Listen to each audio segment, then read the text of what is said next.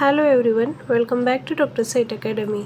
ज्याची आपण अनेक दिवसांपासून आतुरतेने वाट पाहत आहोत तो म्हणजे जून 2025च्या सेट परीक्षेचा रिझल्ट तो कधी लागणार याची डेट आता विद्यापीठाच्या वेबसाईटवर जाहीर करण्यात आलेली आहे आणि त्याविषयीचं एक पत्रक पुणे विद्यापीठाच्या वेबसाईटवर उपलब्ध आहे। तर ते पत्रक कोणतं आणि रिझल्टची नेमकी डेट कोणती हे बघूया। प्रथमतः विद्यापीठाच्या वेबसाईटवर आपण जाऊ।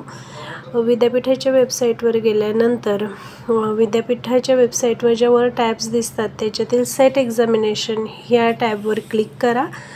क्लिक केल्यानंतर तिथं आपल्याला public notice regarding to SET exam हे वरच फ्लॅश होताना दिसतंय।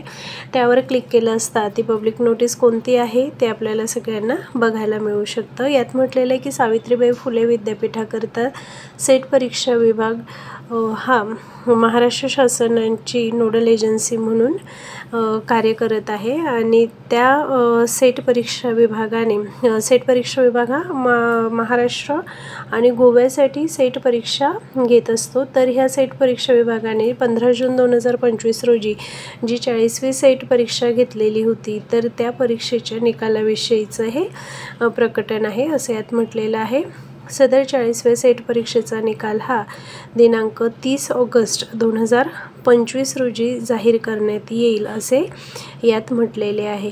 बघा, आपण या अगोदरही जे 2-3 व्हिडिओजमध्ये मी सांगितलेलं होतं की सेट परीक्षेचा निकाल जरी बऱ्याच शक्यता वर्तवल्या जात होते की सप्टेंबरच्या अखेरपर्यंत लागेल तरी देखील तो ऑगस्टच्या एंडपर्यंत लागेल हा आपल्या अगोदरच व्हिडिओमध्ये मी सांगितलेलं होतं। मग आता हा निकाल बघायचा कसा, तर सेट परीक्षेच्याच याच्यात रिझल्ट म्हणून जी टॅब आहे त्यावर क्लिक केले असता या प्रकारचा इंटरफेस ओपन होतो आणि यामध्ये सिलेक्ट एक्झाम असं येतं आहे। तर सिलेक्ट एक्झामच्या जी टॅब आहे त्यावर आपण क्लिक केले असता आता इथं 2024 पासूनच्याच टॅब्स दिसत आहेत, परंतु ज्या दिवशी म्हणजे 30 ऑगस्टला ज्या दिवशी 2025च्या परीक्षेचा रिझल्ट जाहीर होईल त्या दिवशी तिथं ती टॅब देखील दिसेल आणि नंतर मग ते सिलेक्ट केल्यानंतर विथ मार्क्स की विदाऊट मार्क्स असे 2 ऑप्शन येत आहेत। आपल्याला आपला रिझल्ट विथ मार्क्स बघण्यातच इंटरेस्ट असेल त्यानंतर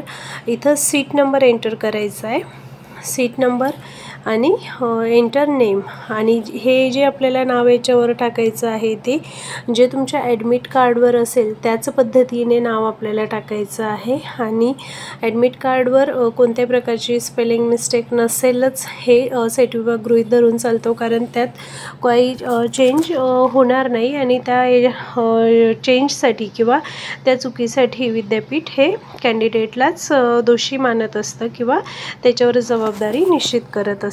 that's it for today. Video आवडला असेल, उपयुक्त वाटला असेल तर लाईक करा, ज्यांना आवश्यकता आहे अशांपर्यंत शेअर करा आणि चॅनलवर नवीन असाल तर कृपया चॅनलला सबस्क्राईब करा। धन्यवाद।